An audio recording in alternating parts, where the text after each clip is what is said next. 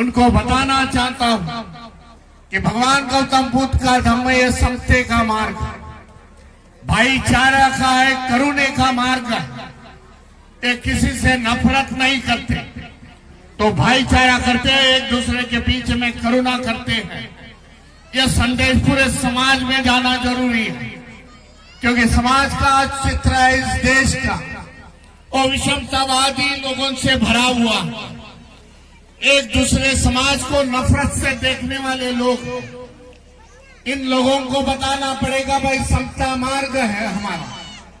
देश में 2500 साल पहले भगवान बुद्ध ने संदेश दिया था, और यह संदेश जिसने लेके गए,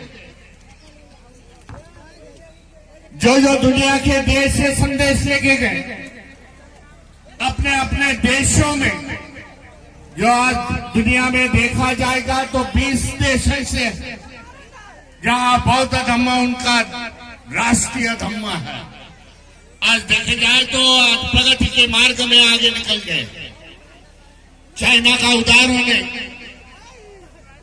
पंजाब का उदाहरण है, जापान का उदाहरण है, कंबोडिया है, लाओस है, थाईलैंड है।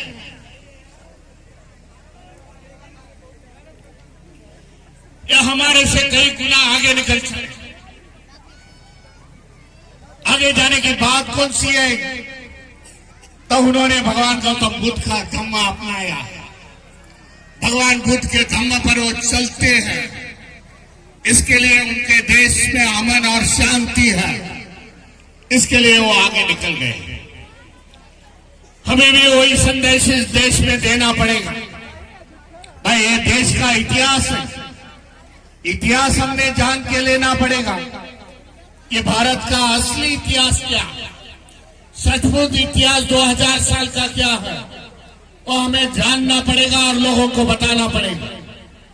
इस देश में 19 यूनिवर्सिटी थी जो बौद्धकालीन थी। भगवान गौतम बुद्ध के बाद इस देश में 1200 बरस 12 राज्यों पर जो बौद्ध राज्य थे उन्होंने देश पर राज किया, और उन्होंने 19 यूनिवर्सिटी यहाँ निर्माण की।